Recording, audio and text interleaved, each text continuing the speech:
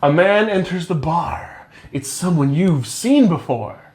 Something seems familiar about them, but you can't quite put your finger on what it is. Maybe it's his armor. Maybe it's his cloak. Maybe it's the sigil on his sword. But as he approaches you, it becomes clear, because you see he's missing one of his hands.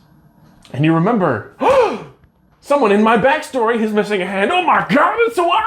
It's Rodrigo! No!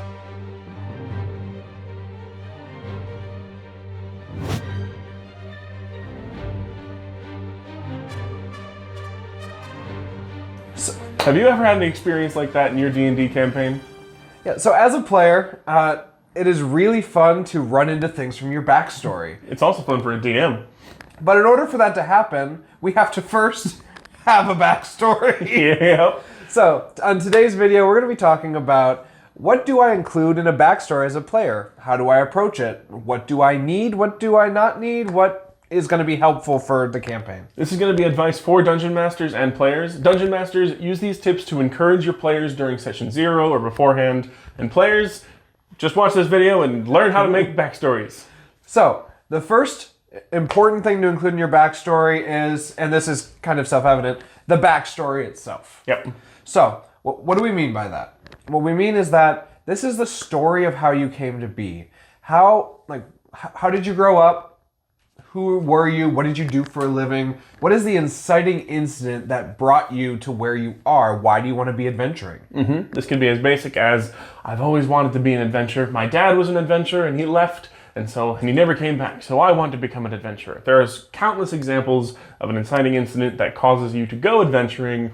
You just need to know what it is so you can tell your DM. A vast majority of them end up with, I was a happy child and then something happened and my whole family died. Dead parents. And now I'm an adventurer. Raised by wolves. Anyway. But it could also be something like, maybe like I come from a really happy family. They're rich and I own a shop. But the shop keeps going under and I don't want my parents to bail me out again, so I'm going to go adventuring to get some money. Some people like making a character stat-wise and then adding a backstory afterwards. Other people do the reverse. They make the backstory first, and then they filter in the character's stats into what would make the best character. Yeah. I've done it both ways. Both are intriguing. Both are good. Yeah, this might be a polarizing statement, but both ways are equally valid. It is okay if you really want to play this class to say, okay, I want to play a paladin. Let's make a backstory for my paladin. Just as it is if you say, I have this character that I really want to play, what class would they be? And then you build the stats from there. You can even theme a different class around what you wanted to be. So say you want to be a cleric, but you really wanted mechanically to be a warlock. Yeah. You could have that be a thing. Yeah. So don't feel like you're locked into specific things. You can always re-theme things so long as your DM is okay with it. Be in communication, but the sky's the limit on that. So that's step one. Step one is include an actual backstory to your backstory. Oh yeah. Yep. So step 2 is going to be bonds. Yes. So Create bonds. not stocks and bonds. Unless that's part of your character. Unless your character's a stockbroker. Which... what you want to do is you want to have bonds. You want to have characters that your character knows. Yes. This is incredibly useful for the DM in order to learn who you have connections with, who they can use against you when they turn evil. I mean, when you encounter them later. What family members of yours they can kill off. Absolutely. If you have a good DM, they won't always damage whatever you give them. A sign of a good DM is somebody that incorporates your backstory into the world mechanically and usefully and emotionally. Yeah, so this can be as simple as, who are your family members? Like, people you're related to. It could also be old coworkers. It could be, I once got into a fight with this members of this random gang that is local, and that might come up later because they don't like me. Whatever it is, I like to do a bullet point list. Literally, I type out my backstory and here are some bonds, and I'll have a bullet pointed list. Here are their names. Here's what they look like. here's how I'm related to them or how I interacted with them in the past. My rule of thumb as a DM is I typically require my players to have 3 named characters in their backstory. 3 named and connections to them, so that I understand their development and why they know each other and that kind of thing. Yeah. So, we've got backstory and we've got bonds. Now, a really, really important thing to include in your backstory is actually your character's vibe. Yes. So this may sound weird, but bear with us for a second. Vibe check. Vibe check time. It is important to have your character's vibe, which includes their personality, as well as like their fashion sense, how they look, how they carry themselves. So is your character going to be an energetic, hyperactive, like really positive sort of person? Or are they a more solemn, like, war veteran, I keep to myself, I'm dark and brooding? Which, granted, a lot of new players tend to steer towards that, like, because I'm not as comfortable role-playing, I'm going to be the dark, broody one in the corner that doesn't really talk to people. But I challenge you all to make a character's vibe what you want it to be rather than what you're comfortable with. Yes. And your vibe can change throughout the course of the campaign, but having a vibe written at the beginning of, like, if you reread your backstory, not the backstory, if you reread the vibe that you set at the top of your character, you can get back into character, get back into the vibe. Like, if you're an energetic fairy that just loves teeth or something, then you could write the top of it and Tooth fairy. at the beginning of the session, you can remember, oh right, I love teeth. Hello, nice teeth. Stuff like that, and you can get into the vibe, and it kicks off the session every time. Yeah. So pick their vibe, give them a fashion sense. Be like, that way, in session 1, you can describe what does your character look like, what are they wearing, and go from there. And it really gives you a good jumping off point.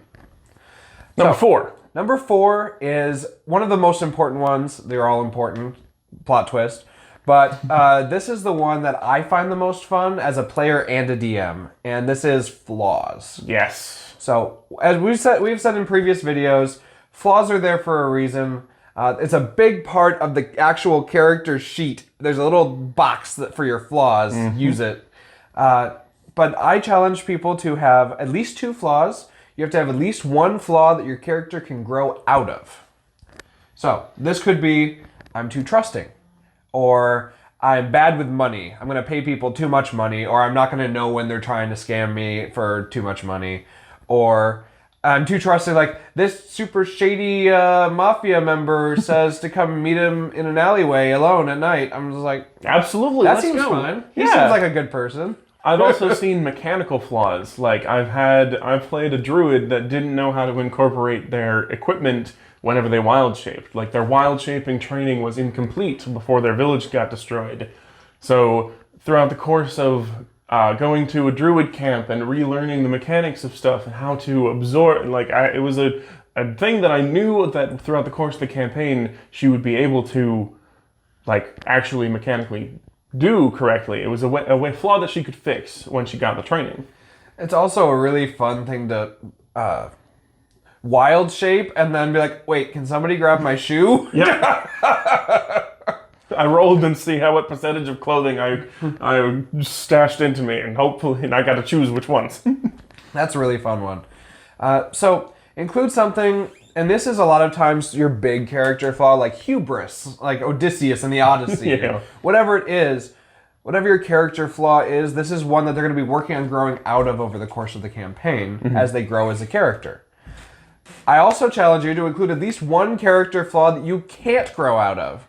This could be like, get seasick on boats. Yep. Or has a gluten allergy. Whatever it is, it's something that you might run into over the course of the campaign, but it's kind of an inherent flaw. It's not something you're going to grow out of. You could have like a fear of spiders that maybe you could grow out of, or maybe you don't. It just depends on the course of the campaign.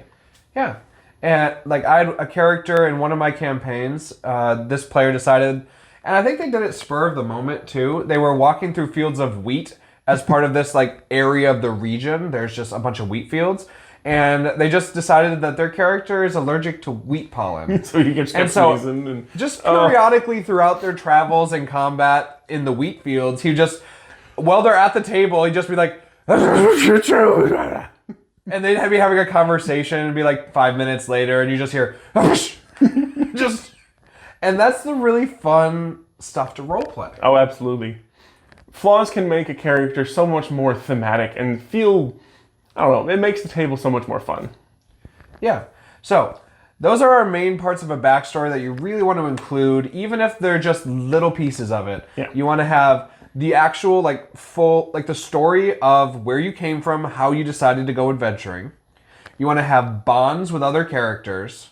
You want to have flaws that you can basically grow out of or not grow out of. And you want to have a vibe. Oh, yeah. So, until next time, vibe check. Bye!